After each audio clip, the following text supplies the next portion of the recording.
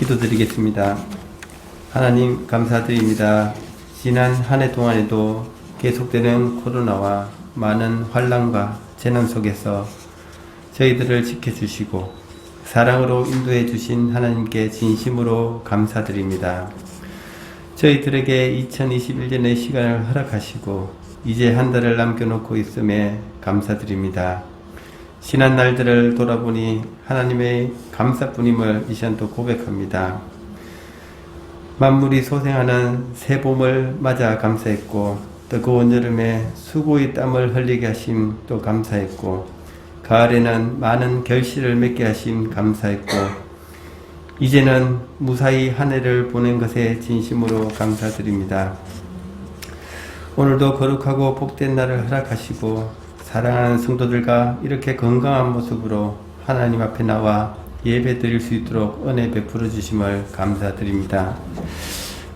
하나님의 율법이 있음에도 자기의 소견에 오른 대로 행한 사사시대를 묵상하며 오늘을 살아가는 저희들도 하나님의 뜻에 어긋난 삶을 살아가고 있음을 또 이 시간 고백합니다. 저희들의 무지함을 불쌍히 여기시고 이 시간 저희들의 마음의 문을 열어주시고 성령님 친히 찾아와 주셔서 성령님과의 영적 교제가 있게 하여 주시옵소서. 모든 권세의 주관자 되시는 하나님, 이 나라 이 민족을 긍휼히 여기사 두려운 마음으로 백성들을 바라보는 정부가 되게 하옵소서. 불신이 가득한 사회가 아니라 서로 믿고 의지하는 사회가 되게 하여 주시기를 간절히 소원합니다. 하나님, 세계 각국에서 수고하시는 선교사님들을 기억하시고 계속되는 코로나 때문에 힘들어하고 있습니다. 주님께서 힘과 능력을 주시어 어려움 속에서도 사명을 잘 감당하기에 부족함이 없게 하시고 하루속히 코로나가 종식되어 복음 전하는데 더 이상 어려움이 없게 하옵소서.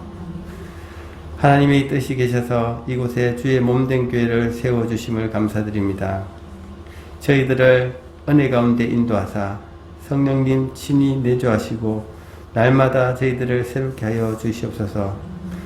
하나님 중심, 말씀 중심, 교회 중심 안에서 예수 그리스도의 사랑과 말씀으로 양육하고 인도하사 꿈과 소망을 주시옵소서.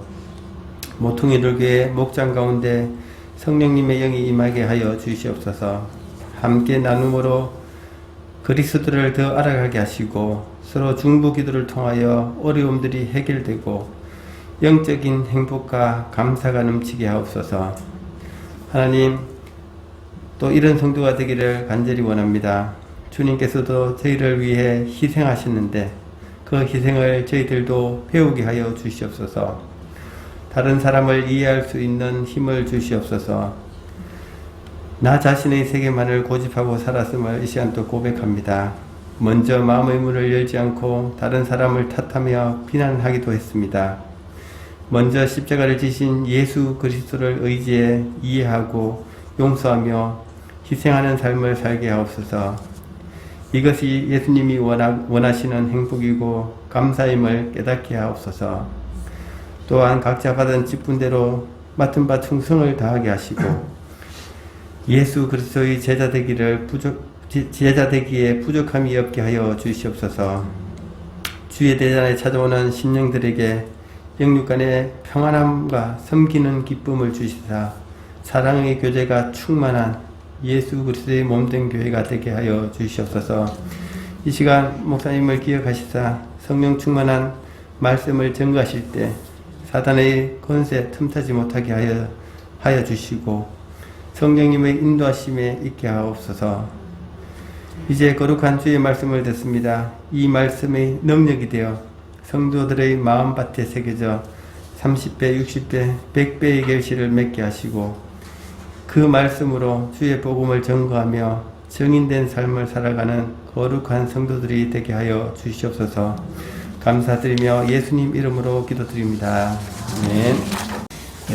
하나님 말씀 같이 보도록 하겠습니다. 요한복음 21장 15절에서부터 19절까지 있는 말씀입니다.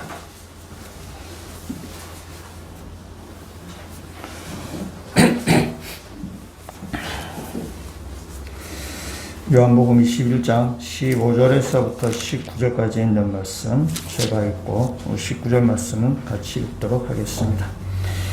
그들이 조반 먹은 후에 예수께서 시몬 베드로에게 이르시되 요한의 아들 시몬아 내가 이 사람들보다 나를 더 사랑하느냐 하시니 이르되 주님 그러하나이다. 내가 주님을 사랑하는 줄 주님께서 아시나이다.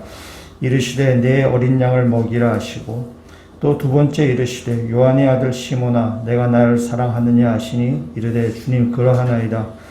내가 주님을 사랑하는 줄 주님께서 아시나이다. 이르시되 내 양을 치라 하시고 세 번째 이르시되 요한의 아들 시몬아 내가 나를 사랑하느냐 하시니 주께서 세 번째 내가 나를 사랑하느냐 하심으로 베드로가 근심하여 이르되 주님 모든 것을 아시오매 내가 주님을 사랑하는 줄을 주님께서 아시나이다. 예수께서 이르시되 내 양을 먹이라.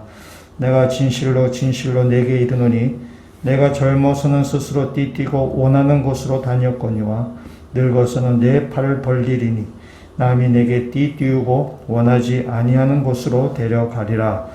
이 말씀을 하심은 베드로가 어떠한 죽음으로 하나님께 영광을 돌릴 것을 가리키심이러라. 이 말씀을 하시고 베드로에게 이르시되 나를 따르라 하시니 아멘.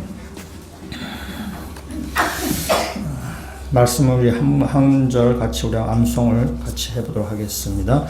요한복음 20장 30절에서 31절 말씀.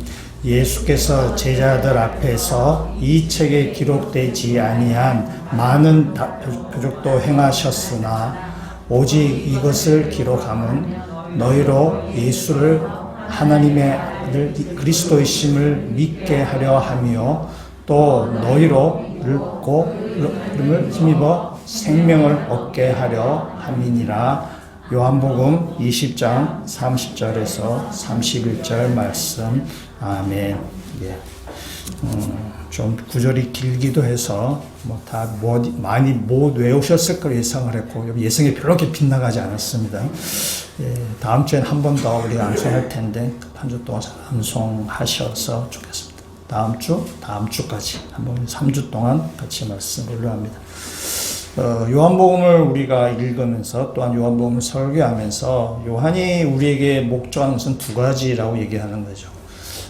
예수가 하나님의 아들이고 그리스도이시란 사실을 믿게 하려 한다. 두 번째 하나는 그 예수를 믿음을 통해서 너희 가운데 영생이 있게 한다는 사실을 알게 합니다라는 거죠. 믿으시나요? 예, 아멘이세요. 예수가 하나님의 아들이고 그리스도이시, 메시아이시.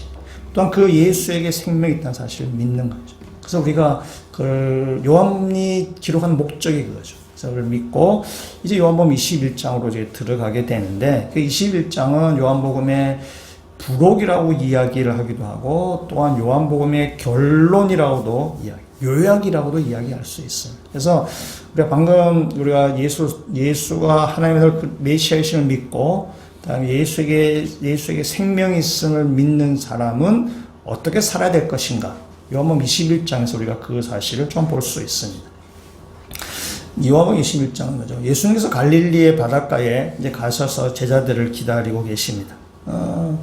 제자들이 그 갈릴리 바닷가에서 밤새도록 고기를 잡는데 한 마리도 잡지 못했어요. 그래서 예수님께서 말씀하세요. 배 오른편으로 그물을 던져라 라고 했을 때 제자들이 그 말씀을 듣고 배 오른편으로 그물을 던졌을 때 그물이 찢어질 정도로 굉장히 많은 고기를 잡았습니다. 고기 숫자를 세알려 보니까 153마리였어요. 153마리가 그 숫자에 대해서 여러 가지 해석이 많이 있지만은 당시에 고대 사회의 사람들은 전 세계에 당시 그들이 알고 있는 모든 고기의 종류가 153마리라고 그렇게 알고 있었어요. 그래서 모든 고기를 잡았다라는 그런 의미가 되죠. 그래서 예수님께서 이 온 세상을 구원하시기 위해서 이 땅에 오시고 이 세상 가운데서 주님께서 이렇게 믿는 자를 이제 구원해 내시는 것입니다. 예수님께서 갈릴리에서 공생을 처음 시작하셨고 그래서 모든 사역의 대부분을 갈릴리에서 하셨고 예수님은 죽으시고 다시 살아나셔서 내가 너희보다 먼저 갈릴리에 가 있겠다. 주님께서 말씀하셨고 또 주님 그 말씀대로 갈릴리에서 제자들을 만났어요.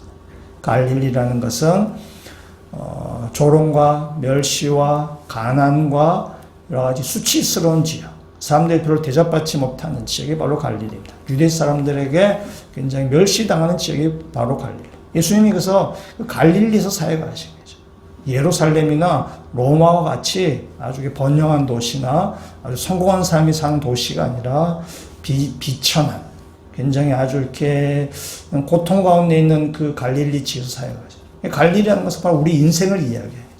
우리 인생은 참으로 고통 연속이고, 그다음에 괴롭고, 여러 가지 우리 가운데 힘든 과정이 많이 있는 것이 바로 우리 인생이에요.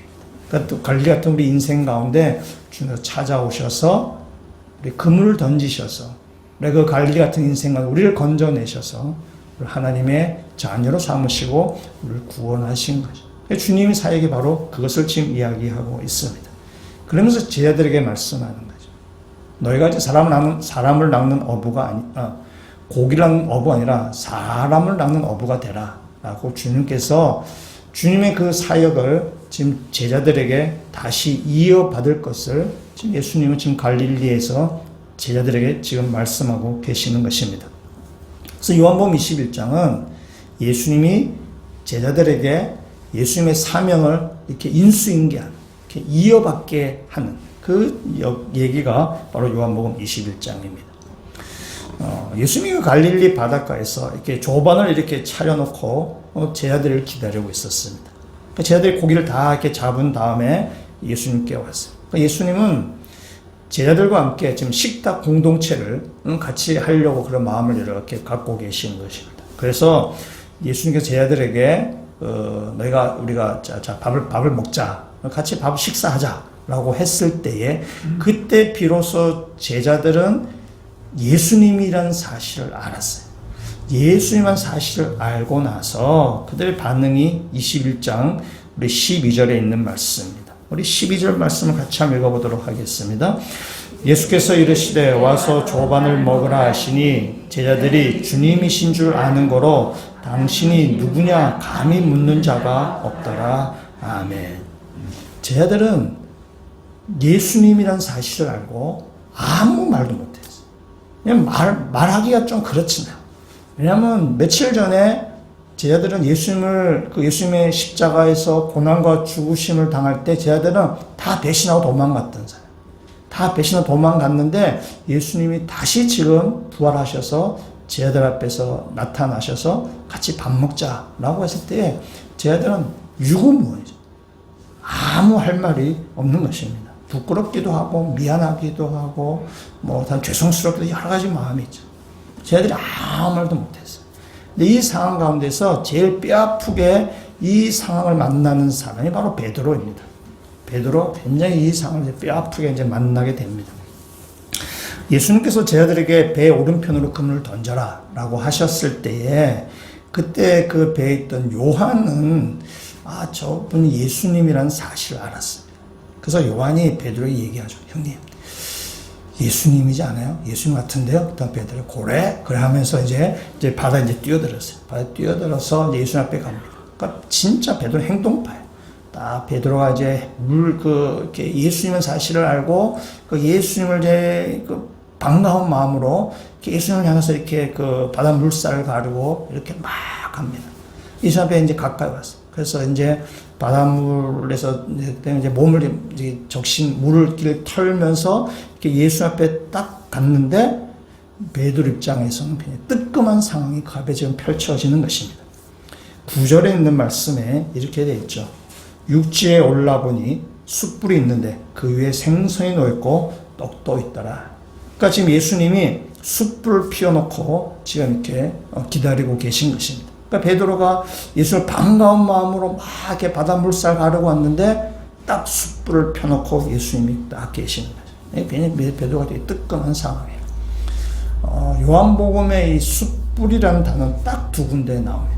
딱 두 군데 나오는데 한 군데를 앞에 보면은 하나는 여기고 하나는 18장에 있는 말씀 한번 가보셔서 잘 아시는 내용이지만은 18장 15절 말씀부터 제가 한번 읽어보도록 하겠습니다.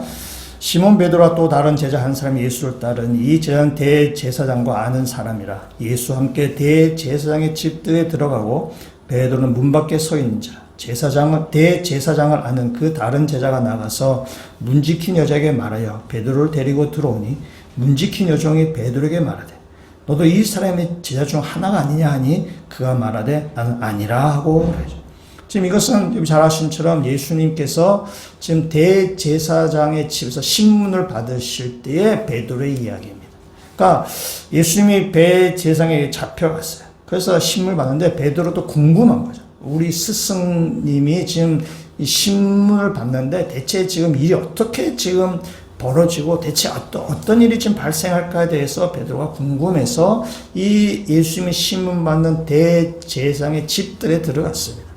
그러니까 대제사장의 집들에는 이제 여러 사람들이 모였어요. 왜냐하면 굉장히 흥미로운 사건이 발생한 거거든요. 고대 사회에 뭐 재미난 일이 별로 없잖아요. 뭐 TV도 없고 뭐 핸드폰도 없는 시대니까 뭐 굉장히 아주 예수라는 사람이 지금 잡혀 들어왔어요. 그래서 신문 받으니까 하여튼 재미난 일이 발생한 거죠. 사람들 입장에서는. 그러니까 사람들이 되게 많이 모여져 있어요. 그러니까 베드로도 그 사이에 지금 들어간 것이에요.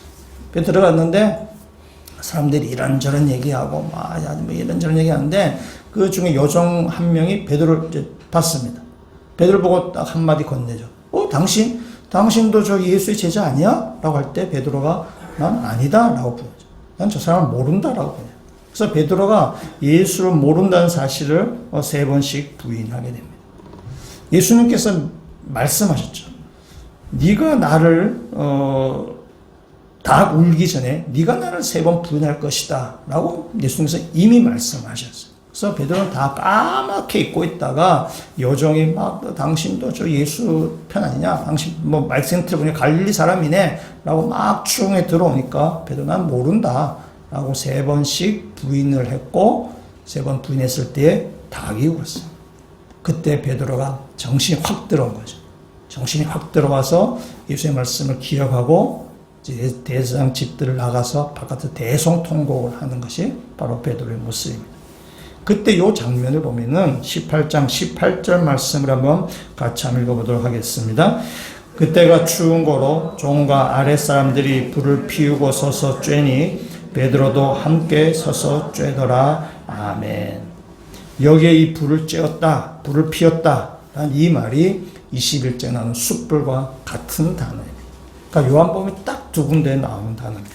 그러니까 요한이 의도적으로 이 단어를 지금 쓰고 있는 것입니다. 요한복음 21장에 있어서. 그래서 베드로는 이 숯불을 볼 때마다 그 가운데 자신의 그 부끄러운 과거가 이렇게 떠오르게 되는 거죠. 그래서 우리가 베드로 콤플렉스라고만 우리 그렇게 이야기를 하기도 합니다. 믿거나 말거나인데 그 베드로의 콤플렉스가 있다는 거예요. 닭하고 숯불을 베드로 되게 안 좋아합니다. 베드로가 제일 싫어하는 게 숯불에 구운 치킨. 이거 되게 안 좋아해요. 정말 맛있는 건데. 우리가 농담 삼아이죠.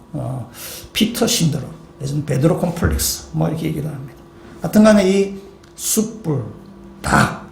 이런 것은 베드로에게는 지우고 싶은 거. 그 숯불과 닭을 볼 때마다 부끄러운 과거.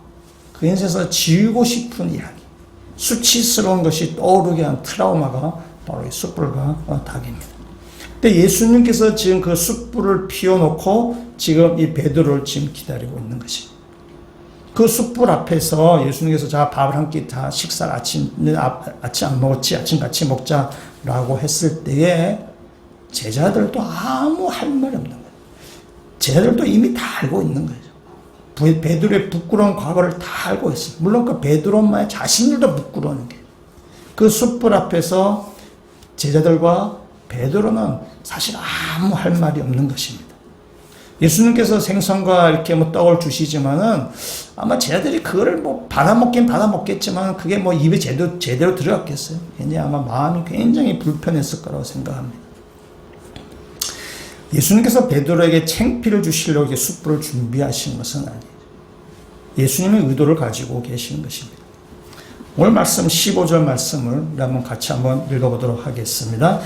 그들이 조반 먹은 후에 예수께서 시몬 베드로에게 이르시되 요한의 아들 시몬아 내가 이 사람들보다 더 사랑하느냐 하시니 이르되 주님 그러하나이다.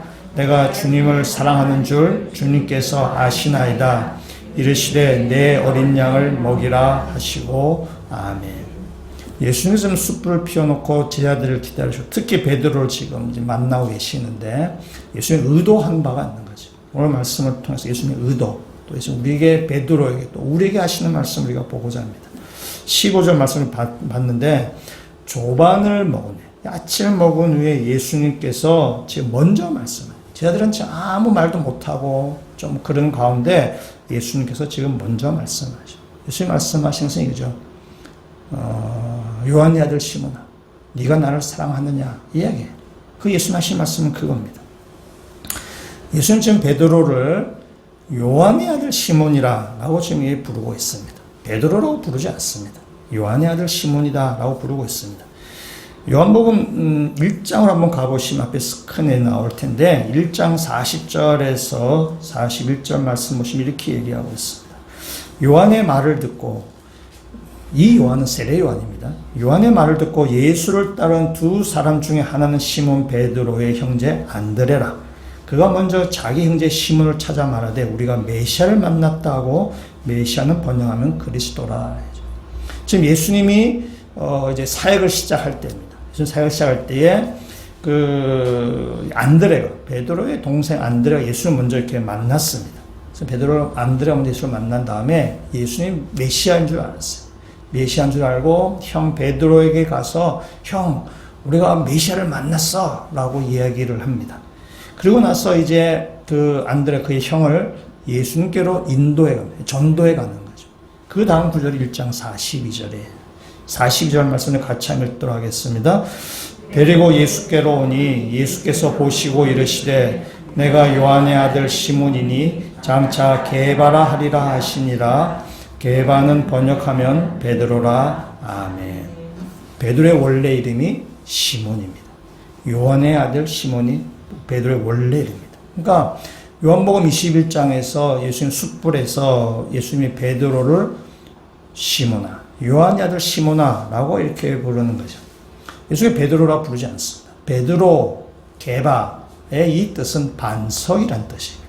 뭔가 이렇게 단단한 이미지를 줍니다. 예수님은 이 베드로를 처음 만났을 때 그를 요한의 아들 시몬을 처음 만났을 때 너가 앞으로는 게바라리라, 베드로를 할 것이다. 그러니까 앞으로 베드로, 시몬, 앞으로 너는 베드로와 같이, 게바와 같이 아주 반석과 같이 든든한 사람이 될 것이다 하고 예수님께서 베드로에게 그렇게 지금 하셨다는 말씀입니다. 근데 이 요한복음 21장 숯불 앞에서 예수님은 베드로라 부르지 아니하고 시몬이라고 부르는 것입니다. 원래 이름으로 지금 부르는 것입니다. 여러분, 우리가 이 컴퓨터나 전자제품에 보면 리셋이라는 기능이 있습니다. 뭐 컴퓨터나 핸드폰도 마찬가지고요. 그것이 전자제품이 작동이 잘 안 되거나 작동이 이렇게 멈통이 되었을 때 그걸 고칠 수 있는 제일 좋은 방법은 껐다 켜는 것입니다. 그래서 우리가 리셋이죠. 다시 시작한다는 거예요. 그러니까 예수님께서 지금 베드로라 부르지 아니하고 베드로의 원래 이름 요한의 아들 시몬아라고 부르는 것은 다시 시작한 뜻이에요. 리셋하자는 거죠. 지금 베드로는 반석과 같은 아주 예든든한 존재가 되어야 되는데 지금 베드로는 다 부서져 버린 모래 알갱이 같이 되어버린 거죠. 그래서 예수님은 시몬이라고 부르면서 다시 시작하자. 너가 실패했지만은 다시 시작하자라고 예수님은 베드로에게 좀 손을 내미시면서 다시 일으키신 것입니다. 그래서 요한의 아들 시몬아라고 부르는 거죠. 다시 시작하자는 것입니다. 우리가 지난 근 2년 동안 우리가 코로나로 인해서 우리의 신앙생활이 많이 위축이 되었어요. 신앙생활이 위축이 되고 어떤 사람들은 신앙에 있어서 실패하는 사람들도 있을 수 있습니다. 참 2년 동안 우리는 많이 힘든 과정이었어요. 또 지금 우리가 12월 첫째 주여서 2021년 지금 마무리하는 12월입니다. 오늘 이 시간에 주님께서 우리에게 찾아오셔서 주님께서 우리에게 말씀하시죠. 다시 시작하자라고 말씀하십니다. 지난 2년 동안 우리의 잃어버렸던 우리의 신앙, 또 느슨했던 우리의 신앙, 좀 실패했던 우리의 신앙생활을 주님께서 우리에게 말씀합니다. 다시 시작하자. 손을 내밀어 다시 일으켜 세우시는 거죠. 그래서 우리가 12월 한 달 우리가 한 해를 잘 마무리하면서 우리 내년부터는 우리의 신앙생활이 다시 시작하는, 다시 우리가 새롭게 출발해서 다시 우리의 신앙이 게바, 베드로같이 반석과 같이 든든하게 세워져 가는 그 믿음의 성도가 됐으면 좋겠습니다. 이런 코로나로서 우리가 위축되었고 또 때로는 핑계대기도 했던 우리의 신앙을 다시 시작하는 거죠. 주님께서 조반을 먹으시면서 주님께서 부르시는 거죠. 다시 시작하자라는 것이 우리의 신앙도 다시 리셋하셔서 다시 우리 신앙 다시 일으켜 세워나가시는 모든 주의 백성들 되시기를 주님의 이름으로 축원합니다. 예수님께서 이제 숯불을 펴놓고 베드로 시몬으로 이렇게 부르시는 거죠. 이 숯불은 베드로에게 과거를 떠오르게 하는 그런 사물입니다. 그러니까 예수님은 의도적으로 숯불을 피우셔서 지금 의도적으로 베드로가 과거와 지금 직면하게 지금 하시는 것입니다. 공관복음서에서는 베드로가 3번 부인하고 나서 닭이 운 다음에 그 대제사장의 집들을 나가서 대성통곡을 하고 한 것입니다. 그러니까 베드로가 그때 회개한 것이죠. 베드로가 그게 회개했는데 요한복음에는 그 이야기는 나오지 않습니다. 뭐 이렇게 밖에 나서 회개 울면서 그 얘기는 나오지 않습니다. 그 대신 오늘 여기 나온 이 숯불 앞에서 예수를 만나는 장면이 나옵니다. 이것은 요한복음에만 나온 장면입니다. 그러니까 요한복음에 있어서 베드로의 회개는 닭 울 때가 아니라 이 숯불 앞에서 예수를 만날 때가 바로 베드로가 회개하는 장면. 요한복음에서 그렇습니다. 근데 저는 이 공관복음과 요한복음을 다 합쳐놓고 본다 치더라도 이 숯불 앞에서의 베드로가 온전히 회복되는, 회개는 이미 했지만 닭 울 때 온전히 회복되는 사건으로 저는 이렇게 보여지게 됩니다. 베드로가 닭 울음 소리를 듣고 자신의 잘못, 자신의 죄를 깨닫고 바깥에 나가서 대성통, 정말 울면서, 엄청 울면서 회개를 했습니다. 회개를 했는데, 또 주님께서 그 회개를 받아주셔서 베드로를 용서하셨죠. 용서하셨는데, 근데 베드로의 마음 한편에는 여전히 그 찌꺼기 같은 것이 남아있는 거예요. 회개했지만, 주님도 용서해 주셨지만, 주님도 기억하지 않는다고 하시지만은, 그러나 여전히 이 마음 한 구석에 있는 저 깊은 곳에는 이 감정의 찌꺼기가 여전히 남아있는 겁니다. 우리들도 마찬가지예요. 우리들도 아무리 우리가 죄를 깨닫고 회개하고 또 주님 용서하셨다라고 하더라도 주님께서 기억도 하지 않는다 하시더라도 그 사람을 우리가 믿지만 그런데 내가 기억하고 있는 거예요. 주님은 기억하지 않는다는데 내가 지난 여름에 내가 한 일 다 알고 있는 거예요. 내가 무슨 일을 했는지, 내가 어떤 거 했는지를 다 기억하고 있어요. 그래서 그것으로 인한 죄책감, 그것으로 인한 부끄러움, 그것으로 인한 수치스러움이 우리 저 마음 깊숙한 곳에 쫙 깔아앉아 있는 것이. 저 밑에 깔아앉아 있기 때문에 평소에는 아무런 문제 없이 잘 지냅니다. 아주 괜찮은 사람처럼 잘 지내요. 근데 어떤 일에 의해서, 또 어떤 사람에 의해서 뭔가 저 밑에 깊숙이 우리 깔아앉아있던 우리의 죄책감을 이렇게 건드리게 되면은 그 깔아앉았던 죄책감이 휘어져 올라오고 이게 마음을 휘저을 때에 그 밑에 깔아앉았던 것들이 막 이렇게 우리한테 올라오게. 그래서 우리의 마음을 막 휘젓고 다니는 것입니다. 그래서 우리의 마음이 혼탁해지는 거예요. 주님이 다 용서하셨고 기억도 하지 않는다고 하는데도 불구하고 이 마음 저 깊이 깔아앉았던 것이 휘저음을 통해서 우리 가운데 올라와요. 그래서 수치스러움, 때로는 부끄러움으로, 때로는 분노함으로 우리 가운데 그것이 올라오게 돼요. 그래서 때로는 그것 때문에 우리가 움츠려들기도 하죠. 또 그것 때문에 우리가 뒤로 물러나게 돼요. 그것 때문에 우리가 동굴에 들어가거나 우리가 잠수를 탄다고 이야기하게 되죠. 그냥 앞으로 나아갈 수가 없는 거예요. 그 수치스러움 때문에, 그 부끄러움 때문에, 그 죄책감 때문에 우리가 한 발짝 앞으로 못 나가요. 뭔가 교회에서 일을 맡은 사람이라면 그것 때문에 그 일을 멈춰버려요. 잠수를 타버려요. 그래서 일들이 막 꼬여져 버리게 되는 거예요. 그러니까 그 항상 혼자만의 문제가 아니라 그로 인해서 어떤 조직이나 그 일들이 뭐 이렇게 엉망이 되어버리는 것이. 우리 안에 그 깊은 마음 가운데 아직 해결되지 아니한 그 문제가 아직까지 남아있죠. 베드로에도 그것이 좀 남아있는 거예요.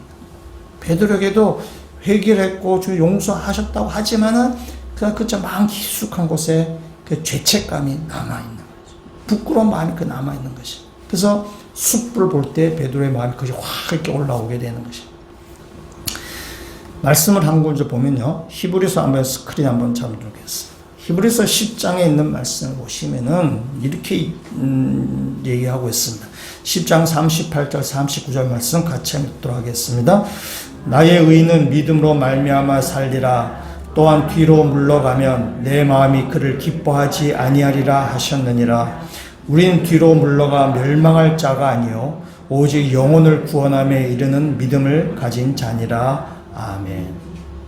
그리스도 어떤 사람인가? 믿음으로 말미암아 사는 사람이에요. 그것이 바로 그리스도예요. 뒤로 물러가면 주님을 기쁘시게 하지 못한다는 것입니다. 우리가 뒤로 물러가 멸망할 자가 아니다. 우리는 앞으로 계속해서 나아가고 영혼의 우리를 구원의 데까지 계속해서 이뤄갈 사람이다. 이 구절이 우리 옛날의 개혁 성경에 어떻게 되어 있는가 하면은 우리는 뒤로 물러가 침륜에 빠질 자가 아니에요. 우리 가운데 우리는 주님의 말씀을 믿고 믿음으로 말미암아 사는 사람이에요. 그래서 우리 가운데 죄책감이나 그러다 그 감정의 찌꺼기들이 우리를 막 이렇게 요동치게 하고 그래서 우리를 부끄럽게 하거나 또는 분노를 일으키게 하거나 수치스럽게 하거나 사람 앞에 당당히 나서지 못하게 하는 것이 다 사태 장난이라는 거예요. 죄책감이죠. 죄는 다 이미 다 용서받은 거예요. 죄 용서 다 받았는데 그 죄책감 때문에 우리를 자꾸 뒤로 물러나게 자꾸 이렇게 깔아앉게 하는 것이 주님께서 원하시는 게 아니라는 사실. 그래서 주님께서 지금 베드로에 찾아오셔서 숯불을 피워놓고 베드로를 기다리면서 그 베드로의 마음에 있는 찌꺼기를 지금 주님께서 휘저으셔서 그것으로부터 베드로를 자유롭게 하시는 거예요. 그 부끄러움을 치유해 가시는 것입니다. 죄를 치유하시는 것이 아니라 그의 마음에 남아있는 감정의 찌꺼기, 아직 그 마음에 부끄러운 것들을 주님께서 그걸 다 이렇게 받아주셔요. 그래서 이 숯불의 사건은 베드로를 온전히 치유하는 사건이에요. 죄를 용서하는 사건이 아니라 베드로를 온전히 회복시키는 사건. 그래서 베드로가 이제 뒤로 물러나는 것이 아니라 이제 앞으로 나아갈 수 있도록. 마음의 병에 들면 사람이 이렇게 뒤로 물러나기 쉽지만은 그 마음의 병을 치유함을 통해서 이제 온전히 제자의 삶을, 온전히 앞으로 나아가는 그 삶을 주님께서 지금 베드로에게 하시는 것입니다. 오늘 시간에 우리의 마찬가지로 우리 가운데도 지나간 잘못이나 죄 때문에 또 우리 행함 때문에 우리 가운데 부끄러운 것이 있습니다. 그것 때문에 우리 마음을 계속 괴롭히는 것들이 있죠. 그것 때문에 우리가 당당하지 못하는 것들이 있어요. 그것 때문에 우리가 앞으로 나가지 못하는 것들이 있어요. 시간에 주님께서 여러분의 그 찌꺼기 같은 마음을 치유해 줄 줄을 믿습니다. 여러분 온전한 사람으로 치유해 가실 것입니다. 여러분의 그것 때문에 감정의 찌꺼기에 소모되는 사람이 아니라 온전히 치유하셔서 하나님이 온전한 사람으로 주님께서 만들어 가실 것입니다. 그 주님의 그 인도하심에 따라서 여러분의 감정의 찌꺼기들, 여러분을 괴롭히는 것들, 그것들이 다 치유되시는 믿음의 성도가 되시기를 주님을 축원합니다. 예수님께서 베드로를 치유하시는 것은 베드로에게 다시 새로운 사명을 살면서 다시 시작하자는 거예요. 베드로에게 다시 시작하자라는 것입니다. 베드로의 새로운 인생을 지금 다시 출발하자로 얘기하는 것입니다. 그래서 베드로에게 처음으로 하시는 말씀이 뭐냐면은 네가 나를 사랑하느냐는 거예요. 예수님이 처음으로 베드로에게 지금 하시는 말씀입니다. 예수님이 베드로에게 너 나를 믿느냐? 라거나 너 내가 준 사명 잊지 않고 잘 기억하고 있지? 라고 이렇게 말씀하지 않습니다. 그걸 점검하지 않습니다. 너가 나를 사랑하느냐? 라고 그걸 지금 묻습니다. 그걸 예수님께서 3번씩 지금 베드로에게 묻습니다. 여러분, 이 사랑이라는 말이 헬라어에 몇 가지가 있는데, 우리 아가페적인 사랑. 그는 신의 희생적인 사랑을 이야기하는 단어죠. 그래서, 어머니의 사랑할 때도 아가페적인 사랑이죠. 그 다음에 남녀 간의 사랑 우리가 에로스라고 이야기해요. 그 다음에 우리 친구들 사이의 우정, 사랑 이것을 필레오라고 이야기합니다. 헬라어 사랑이라는 단어가 이렇게 몇 가지가 있습니다.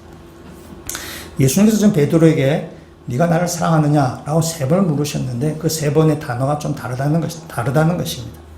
베드로도 주님을 사랑합니다. 라고 대답을 3번씩 합니다. 그 예수님의 네가 나를 사랑하느냐? 베드로가 내 주님 사랑합니다. 라는 요 사이에 있어서 각각의 견우가 다른 헬라어를 쓰고 있다고 하는 것인데 예수님 첫 번째, 첫 번째 질문, 네가 나를 사랑할 때 아가페로 물었어요. 아가파오래.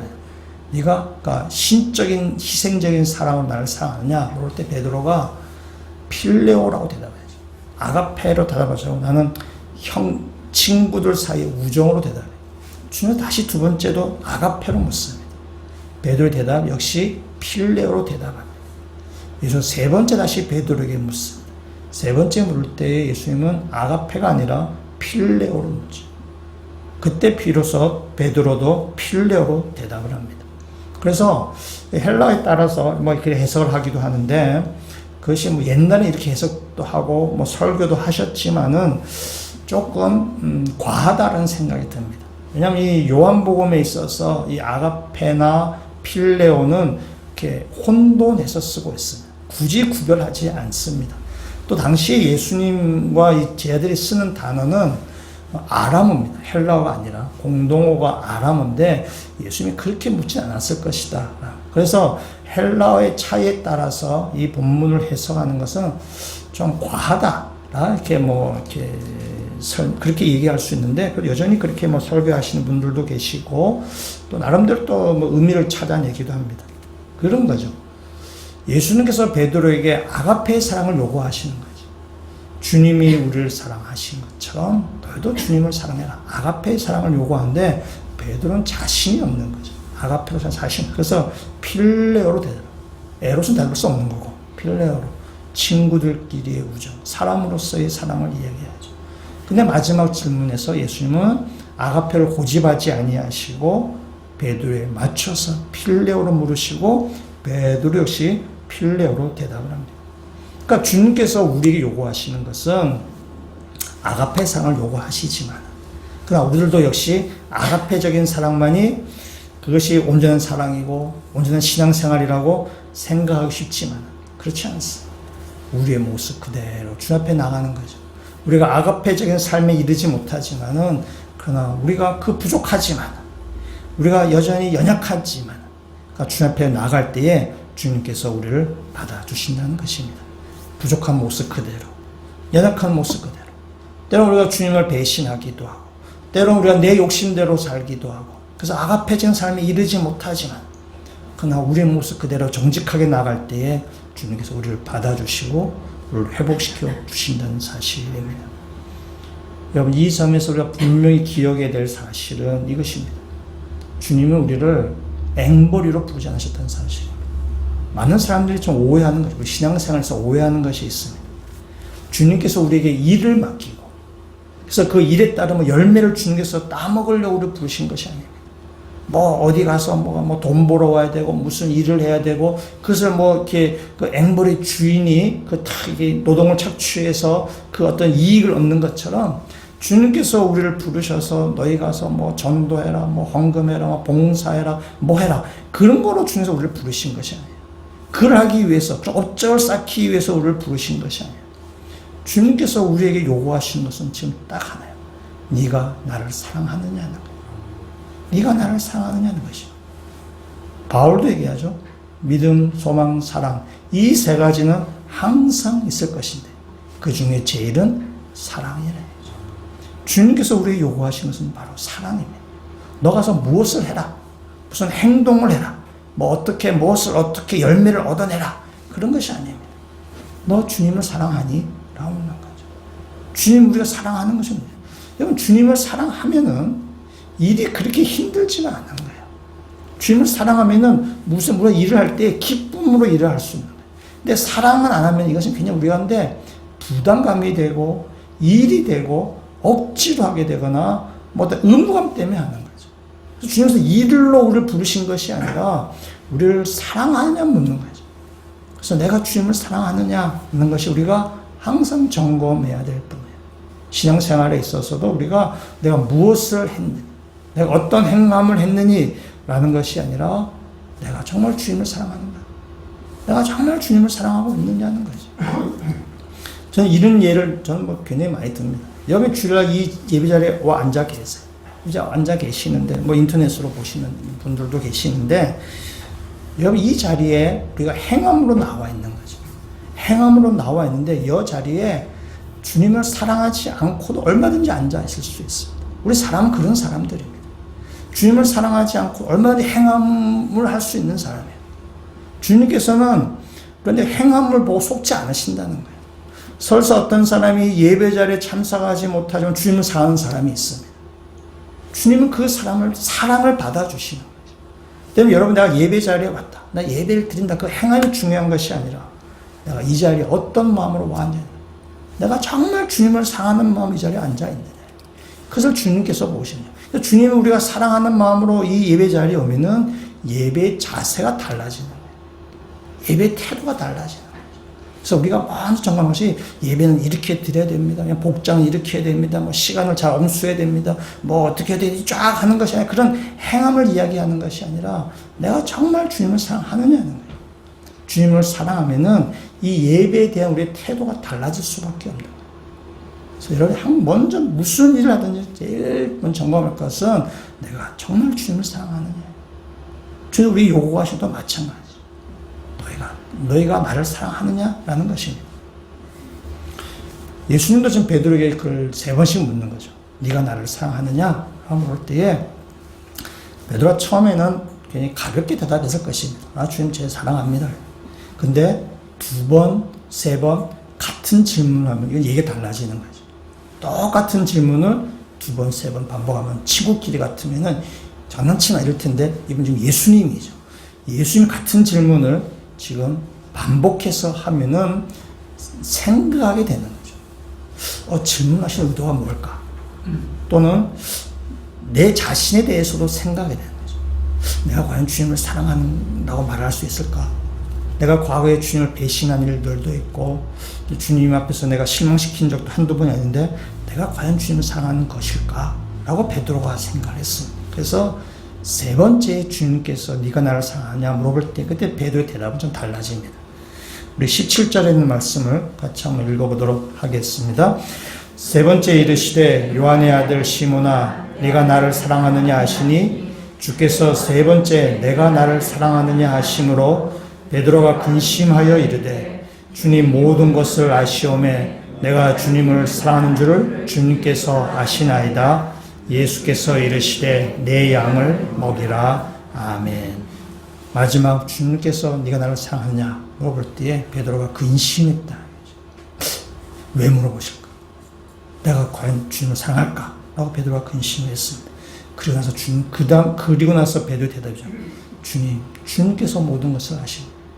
내가 주님을 사랑하는 줄 주님께서 아십니다. 라고 얘기해요. 이것은 베드로가 할 수 있는 최선의 대답이라고 저는 생각합니다. 베드로가 할 수 있는 최선의 대답이에요. 뭐 구질구질하게 변명하는 것도 우습고, 또 변명한다고 통할 것도 아니고, 그냥 주님이 모든 것을 아십니다라고 2손 다 드는 거죠. 여러분, 이 베드로가 대답을 할 때, 이 말할 때에, 주님, 주님께서 다 아십니다. 제가 주님을 사랑하는 주님을 다 아십니다 할 때요, 이 목소리가 어땠을 것 같았어요. 생각할 때. 목소리가. 글자로 보니까 별로 이렇게 감정을 안 실게 되는데, 한번 생각을 해보시죠. 베드로의 목소리가 어땠을까? 이건 베드로의 목소리가 교만하지는 않았을 거라는 생각이 들어요. 또 베드로의 목소리가 큰 소리로 자신감 충만하게, 내가 주님을 사랑하는 거 주님 아시지 않습니까? 라고도 안 했을 거예요. 정말 겸손하게. 정말 우리가 사람을 말소리 보고도 알잖아요. 어떤 태도로 말하나 알잖아요. 그러니까 베드로가 굉장히 겸손하게, 아마 그 주님이 그러니까 베드로가 굉장히 이렇게 겸손하게 말했을 것입니다. 이건 베드로의 입은 며칠 전에 예수를 모른다라고 3번씩 부인했던 그 베드로의 입술을 통해서 주님을 사랑합니다라는 말을 지금 3번씩 지금 반복하게 하시는 거죠. 그러니까 주님은 일부러 3번을 아마 그 베드로가 부인했던 그 3번에 맞추어서 했을 수도 있습니다. 3번 부인했던 그 입술을 통해서 이제 주님을 사랑합니다라고 하면서 베드로를 치유하시는 것입니다.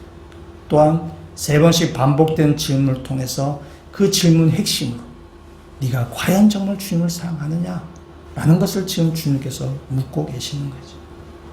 그래서 베드로 하여금 다시 한번 자신을 뒤돌아보게 하죠. 내가 정말 주님을 사랑하는 건가? 라는 것입니다. 베드로는 앞서서 지난 3년 동안 예수를 쫓아다니면서 베드로가 주님을 사랑하지 않았을까요? 그 주님을 사랑했습니다. 베드로는 열심히 주님을 사랑한 사람이에요. 근데 베드로 생각에 지금 3번 징을 받으면서 내가 정말 주님을 사랑하는 걸까? 베드로는 자신을 한 뒤돌아보게 되는 것입니다. 그러면서 베드로는 이렇게 얘기하죠. 베드로는 앞에서 예수님이 내가 이렇게 십자가에서 내가 고난을 받고 내가 죽음을 당한다라고 했을 때도 베드로는 그것을 결사항전으로 지금 베드로는 막았습니다. 13장, 요한 13장 37절 이렇게 얘기하죠. 다른 사람은 다 버릴지라도 나는 주님을 버리지 않겠습니다.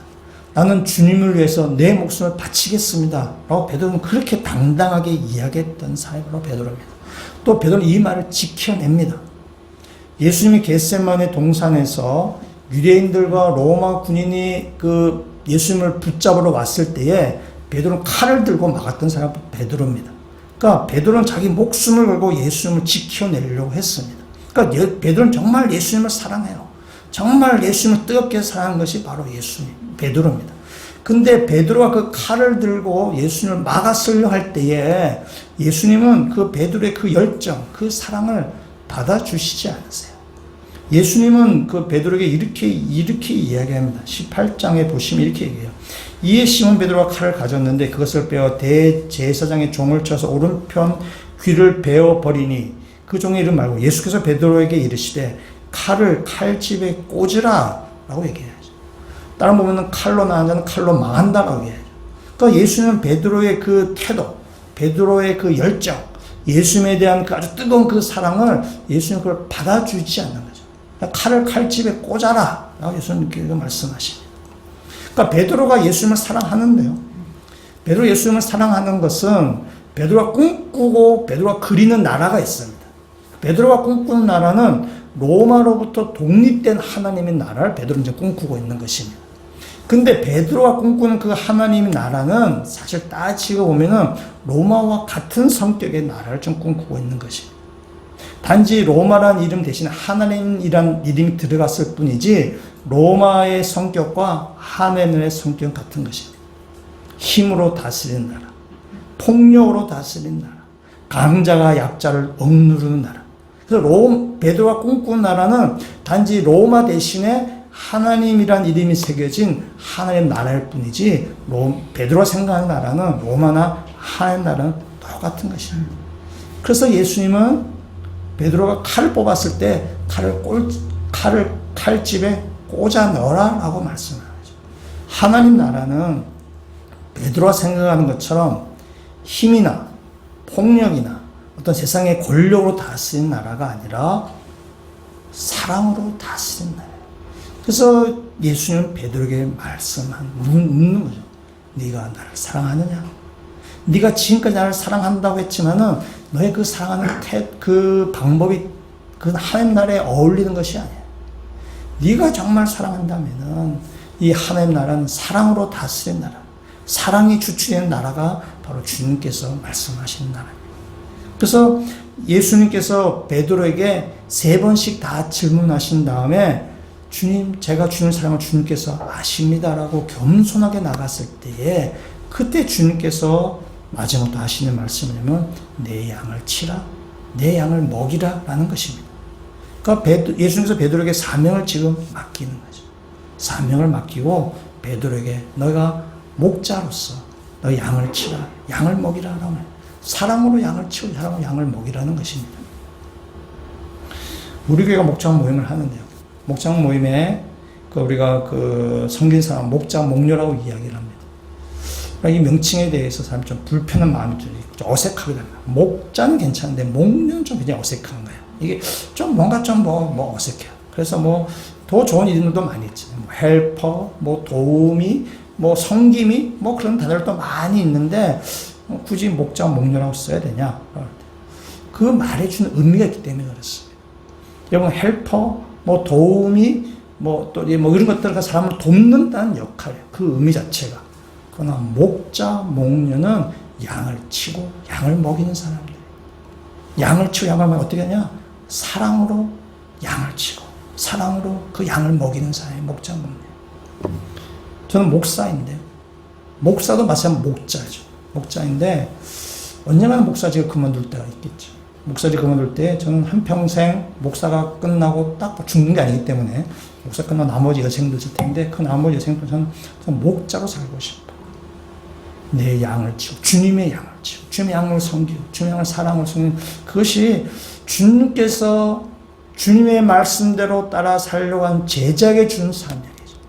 이건 베드로에게만 주는 말씀이 아니라 바로 우리들이 주시는 말씀이죠. 내 양을 치고 내 양을 먹이라는 거죠. 주님의 사랑으로 양을 돌봐요. 그 목자의 사명을 우리에게 주십니다. 저는 한평생 목자의 길로 가고 싶습니다. 여러분도 마찬가지예요. 여러분 예수의 제자로 살기를 원하신다면은 목자의 삶을 살아가야 돼요. 사람을 꼭 우리가 목장 모이면 굉장히 좋은 역할, 좋은 거죠. 좋은 건데 꼭 그것이 아니더라도 여러분의 그 목원으로서도 여러분에 있는 우리 성도들을 양을 치고 양을 먹이고 사랑으로 섬길 수 있습니다. 그래서 누구든지 예수의 제자라고 하면은 주님을 사랑하는 자를 먼저 우리가 확인한 다음에 그 다음에 주님 주신 사명, 그 양을 치고 양을 먹이는 길을 우리가 가야 된다는 것입니다. 그러면서 예수님께서 베드로에게 다시 말씀을 하시는 것입니다. 마지막 부분에 베드로에게 하시는 말씀입니다. 우리 18절 말씀 같이 한번 읽어보도록 하겠습니다. 내가 진실로 진실로 내게 이르노니 내가 젊어서는 스스로 띠뛰고 원하는 곳으로 다녔거니와 늙어서는 내 팔을 벌리리니 남이 내게 띠띠우고 원하지 아니하는 곳으로 데려가리라. 아멘. 그래서 19절 말씀을 보면 이것은 베드로의 운명을 지금 말씀하시는 것입니다. 베드로 어떻게 죽을지를 주님께서 말씀하시는 것입니다. 내 팔을 벌리리니 라는 이 말은 십자가형을 암시하는 것입니다. 띠를 띈다 라는 것도 십자가의 팔을 묶는 행동을 암시하는 거죠. 그러니까 베드로는 실제로 십자가형의 처형을 당했다고 이렇게 전해져 내려오고 있습니다. 베드로는 예수님이 당하신 그 십자가의 길을 걸어가는 것입니다.